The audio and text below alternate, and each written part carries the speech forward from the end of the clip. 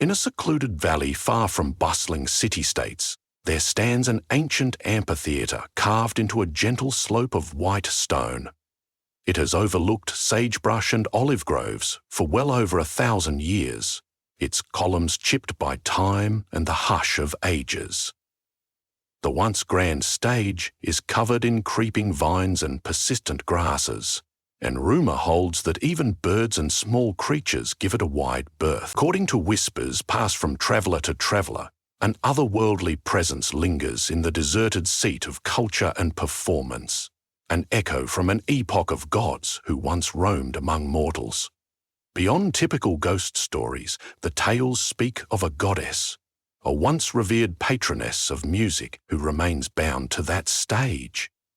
They say, on nights the moon rises full and the wind calms to a hush.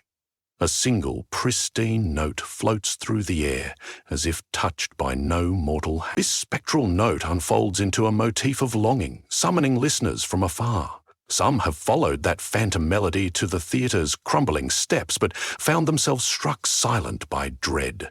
None daring to remain for more than a few tremulous heartbeats, they have retreated, blessed or cursed with a memory of unearthly harmonies they can never forget. High on a stony dais, a yawning archway leads into dim corridors behind the stage. Time has collapsed many of those paths, rendering them labyrinthine. Still, the place breathes an ancient knowledge, the echo of footsteps, the faint susurration of a chord, the weight of unplayed notes haunting every corridor. Lyres, pan flutes, and harps once resounded throughout the amphitheater, for it was a stage for mortal bards to earn the favour of the gods. In that glorious yesteryear, the goddess Euphemia presided, said to have a voice so resonant it inspired the construction of this very theatre. She gave mortals the gift of harmony, weaving a tapestry of sound that moved hearts and brought them nearer to the divine. Yet rumour claims Euphemia vanished in the tempest of a long-forgotten war among immortals, sealed away from Olympus, and trapped within the very structure built to exalt her name. Not far off, on a narrow winding road, an itinerant musician named Lysandra journeyed, guided by half-legends and fleeting impulses. She was a restless soul with a sun-weathered lute strapped to her back, the strings tinted a faint copper and the wooden body etched with swirling designs. Though her skill was considerable in the taverns and caravan stops of the region, she felt a yearning for something more profound. An audience that would truly hear her. For months, people spoke of the abandoned amphitheater, whose ghostly music had enthralled and frightened so many. Lysandra had always dismissed such gossip as tall tales, until she heard that solitary, unearthly note under a moonlit sky. It came to her in the hush of a lonely campfire. The pitch was crystalline, echoing beyond the rolling hills, nestling into her consciousness. The more she listened, the more she felt an irresistibly sad longing, as though the note beckoned her specifically. Each breath she took matched the resonance of that tone, impossibly pure, like a liquid star. Her heart fluttered, and in that fleeting moment, she realized she had found her calling. To follow that note, unearth its secrets, and see if her music could answer. She hurriedly packed her sparse belongings, leaving behind extra provisions to lighten her steps. The moment she turned toward the mysterious valley, a strange hush descended across the night, as though even the wind held its breath in anticipation. The way was neither simple nor safe. Thorns and rocky outcroppings tore at her sandals, while rugged gullies forced her to reroute more than once. Yet the pure, beckoning tone would swell through the silence, guiding her onward like the hand of a gentle friend. Occasionally, Lysandra saw glimpses in the distance, a ghostly shimmer or a fleeting silhouette behind a boulder. She would strain her eyes, only to find empty shadows. She told herself it was just her imagination, or the trick of moonlight. Yet as she neared the amphitheater, her heart thumped with growing intensity. The bleak columns seemed to glow faintly under the starlight, as if eager to welcome her. When she pushed aside a curtain of overgrown ivy and stepped into the amphitheater's outer corridor, The air changed immediately. A sense of awe descended, reminiscent of entering a sleepy temple. Each step felt momentous, echoing through the dusty hollows. Moonlight slid in through the half-broken arches, painting the walls in stripes of silver. She ventured toward the stage, breath quivering in the intensity of that silent domain. At the center of the dais stood a weathered marble pedestal, broken in places and engraved with worn motifs of dancing muses. Atop it sat a lyre, its carved framework emanating a faint glow. So subtle, Lysandra suspected it was a trick of her own eyes. The strings were silver, impossibly well preserved, humming gently of their own accord, as though alive. She approached the lyre with due reverence. Every hair on her arm stood on end, a prickling that both terrified and thrilled her. She let her fingers hover above the strings, unsure whether it was sacrilege or destiny to touch such an instrument, crafted no doubt by immortal hands. In that moment, the presence in the amphitheater grew stronger. The entire building seemed to breathe. She felt eyes upon her, many sets of eyes, as if the ghosts of long-dead audiences had awakened from a centuries-old slumber. Her heart drummed. Ever so gently she brushed one silver string. A chiming note rang out sweet and clear. The sound coiled in the night air, then drifted high into the starry expanse, as if searching for an audience beyond mortal ken. An answering voice echoed. It was not a mortal voice. It felt like a swirl of starlight pooling at the edges of hearing, both near and distant, wordless yet comprehensible. The presence materialized as a gentle breeze that shaped into a female form, shimmering with pale luminescence. Though features were indistinct, the soft outlines suggested regal bearing. Long robes, flowing hair, and a sadness etched across her semi-throbble face. Lysandra reflexively stepped back in alarm. A swirl of ethereal wind caressed her cheeks, neither cool nor warm, reminding her of the hush just before dawn. Silence lingered, tense and electric, as though the spirit was gauging her worth. Slowly, the presence moved closer to the lyre, flowing in an arc around the dais. Lysandra dared to speak. "Are you Euthymia?" she whispered, her voice quavering in awe. At the mention of the goddess's name, the ghostly figure shone more vividly. The breeze transformed into a faint voice, so tremulous it felt more sensation than sound. A single note resonated, an undeniable confirmation. Lysandra's breath caught, and she bowed her head in reverence. Without fully understanding what to do next, she raised her lute. Its coppery strings glinted under the moonlight, and with quivering hands she plucked a delicate melody in tribute. No words passed between them, but a silent communion took shape in the amphitheater. The ghostly figure beckoned Lysandra to play. She obeyed. The lyre strings hummed in harmony, though no earthly fingers touched them. The primeval resonance filled the air, weaving together threads of melody that soared and dipped, layered in a tapestry of emotion. Lysandra sensed Euthemia's presence infuse each note with uncanny fervor, swirling with pain, hope, and longing. A deep regret lurked in the chords. An ache from centuries of solitude and silence. The goddess seemed to be asking, "Will you play with me? Will you break this curse?" When their duet ended, a hush settled that felt profoundly alive. The amphitheater's shadows flickered, as if drawing breath after centuries of stasis. The translucent form of Euthymia hovered near the dais, intangible yet undeniably potent. Lysandra felt the tremor of tears at the corners of her eyes. She was neither devout nor scholarly enough to fully grasp the nature of immortals, but she understood with a searing clarity that the goddess was bound and needed release. She found her voice, though it shook, and spoke directly into the moonlit hush. "What must I do, goddess?" Her question rolled across the amphitheater, echoing as though 100 voices repeated it back. Euthemia's reply arrived as a pulse of soft light, and an image flashed before Lysandra's eyes. She beheld the amphitheater in its glory. Gilded columns, fresh marble seats, throngs of enraptured mortals. At the center stood Euthymia incarnate, radiant in diaphanous robes. Then a quake of discord erupted. A violent fissure rent the sky. In a swirl of swirling sparks, the entire realm was threatened by an otherworldly war among the gods. Euthymia raised her arms and channeled her divine voice to calm the strife, but in doing so, she anchored herself to the amphitheater, forging a protective barrier that ended the conflict at the cost of her freedom. Trapped as a spirit, tethered to the mortal realm, she could only be released by a mortal's music matching her own unearthly resonance.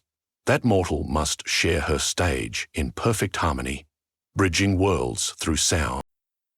The vision vanished, leaving Lysandra trembling. Images of cosmic turmoil and heartbreak lingered behind her eyelids. She understood that if her music could mirror Euthemia's divine tones, it would restore the goddess's union with Olympus, an act that required unwavering devotion, skill, and no small measure of bravery. She also sensed that a single misstep could shatter her mind, or even end her life. The echoes of that long-ago war still rumbled, and the boundary between realms Euthymia had forged was fragile. To free her, mortal and goddess had to be like two sides of an instrument, equally taut, equally resonant, forging a union that transcended the mortal plane. It was too monumental a task to be accomplished in a single night. Lysandra spent the next day exploring the amphitheater and its surroundings, gathering what meager sustenance she could, a few berries, water from a nearby spring. She examined the dais from every angle. Though battered by time, it still bore carvings of the 9 muses, each strumming or singing in tribute to the goddess of ephemeral harmony. She lit a small lamp at dusk within a sheltered corner of the amphitheater and tuned her lute meticulously. Her mind churned with both anxiety and excitement. She would have to push her limits like never before. That evening, under a half moon, she summoned her courage and returned to the stage. The amphitheater was silent at first, yet no less watchful. She set the lamp at her feet, inhaled deeply, and began to play. She started with a lullaby she'd learned in childhood, a gentle melody that had once soothed her in the darkest time. Note by note, the old cradle tune filled the space, reassuring yet tinged with nostalgia. She sensed Euthemia's spirit stir. When she reached the lullaby's final lines, the silver strings of the lyre joined the melody in a soft harmony, sending a ripple of awe through her. Then, as if rising from the depths of the earth, Euthemia's voice emerged, wordless yet brimming with emotion, fusing with the lullaby. Their music grew, layering mortal skill with divine nuance. Melodies rose and fell like ocean tides, drifting into minor keys that echoed sorrow and swelled into harmonic sequences that promised anew. For hours, Lysandra and Euthymia improvised, forging pathways through subtle modulations that soared to rapturous crescendos. The amphitheater thrummed with collective resonance, as though the stones themselves were humming back in approval. Night after night, Lysandra persisted, guided by unknown instincts and the goddess's subtle presence. She collapsed into exhausted sleep each dawn in a small nook behind the dais. Sometimes, during her brief slumber, she returned to that vision of Euthemia's final stand, a swirl of cosmic violence, subdued by music so pure it stilled gods and demigods alike. The dedication it took, the union of mortal and divine voices, was beyond anything Lysandra knew. Yet her confidence grew with every passing night. The synergy in their music blossomed, each melody wrought with deeper fervor and precision. Euthemia's sorrow no longer felt as remote. Instead, it was being transmuted into a mystical elation that bridged centuries. It was on the 7th night that everything changed. A violent storm rolled in, black clouds swallowing the stars and casting the amphitheater into a shroud of howling wind. The swirling gusts threatened to extinguish Lysandra's lamp. Thunder rattled the broken columns, reverberating ominously through the corridors. The strings of the lyre and lute alike thrummed with static, almost hissing. Lysandra looked skyward, where lightning forked overhead. She felt a surge of urgency, as if some unseen cosmic turbulence recognized that the boundary Euthymia maintained was weakening. She held her lute protectively against her chest and began to pluck a melody of defiance, summoning from within herself every fragment of courage she possessed. Despite the raging winds, her music cut through the clamor like a sword. Euthymia's voice joined, a piercing note that soared past the roiling clouds, pleading with the heavens themselves. Lightning struck a nearby rock, shattering it into sparks, yet still they played, forging a bulwark against the storm. The pillars groaned, mortar cracked, and the amphitheater trembled under the force of the tempest.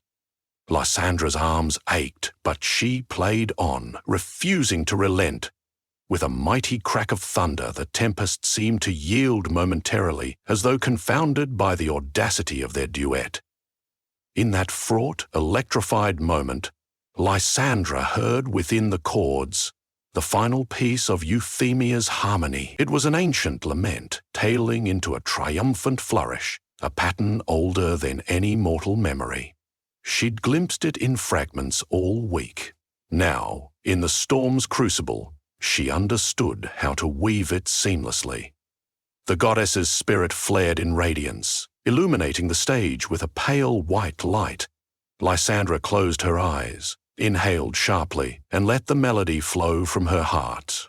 Her lute blossomed with a warmth that pulsed through every nerve in her body, guiding her fingers as if she had become the instrument. The lyre's silver strings joined in luminous synergy, forging a single, cascading chord that surrounded them with brilliance. The storm roared in protest.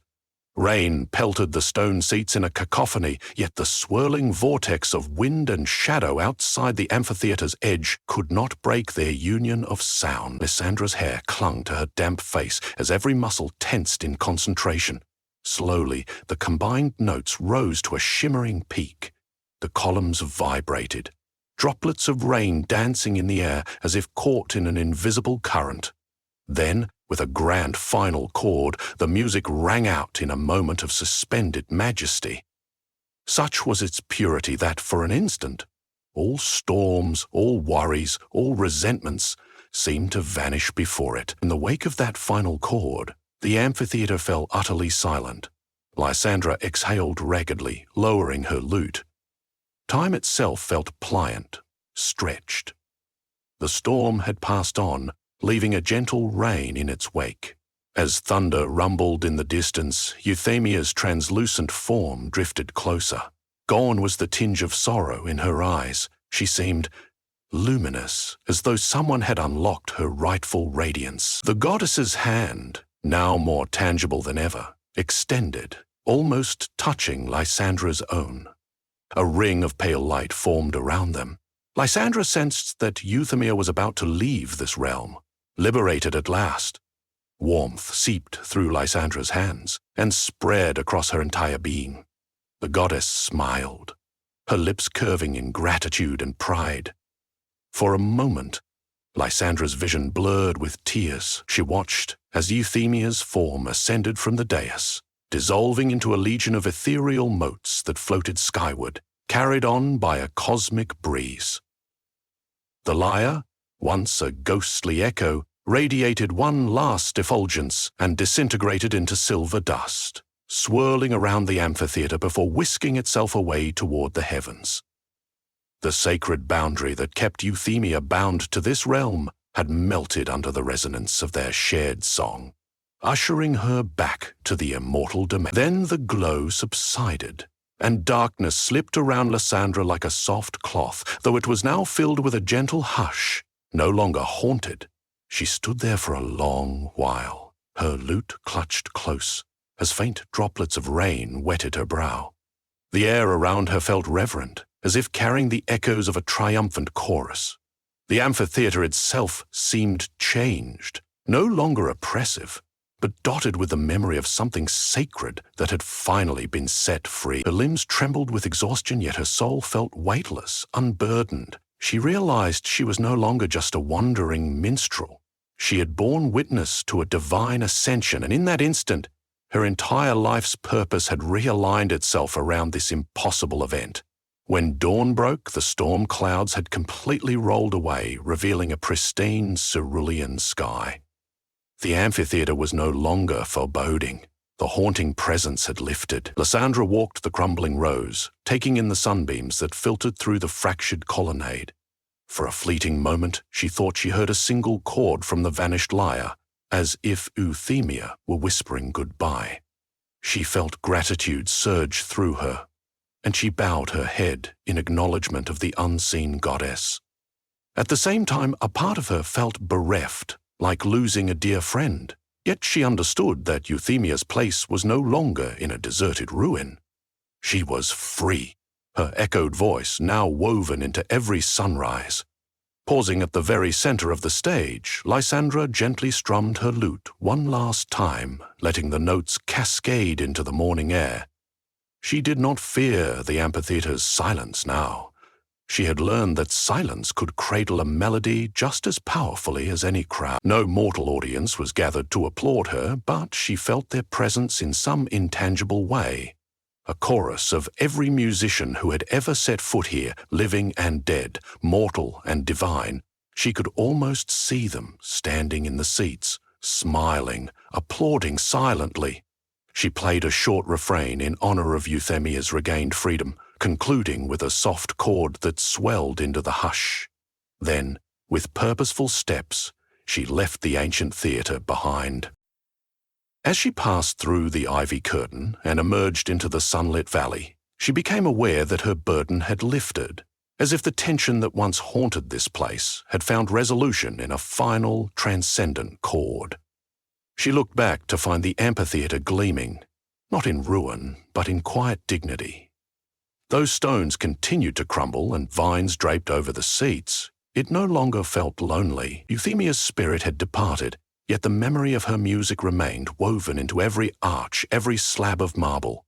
Perhaps in time, other musicians would arrive, guided by the faintest memory of an immortal's song. Lysandra felt certain that if they listened well, they might hear the old stage resonating with the echoes she and Euthymia had liberated.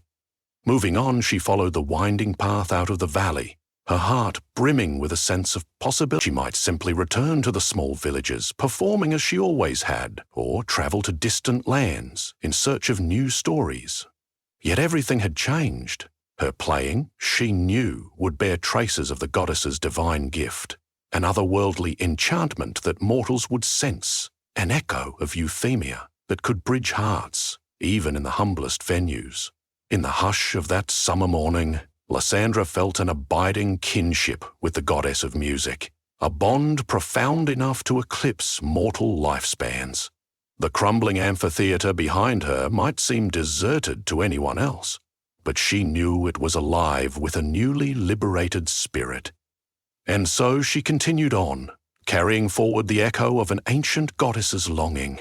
The resonance of that final duet etched into her very soul. She held no illusions that her path would be easy, but she felt her feet move lightly, as though the hush of that sacred stage still guided her every step.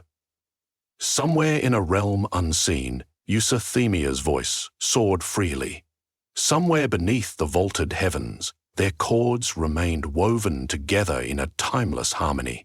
And somewhere deep within Lysandra's heart, the music never ceased.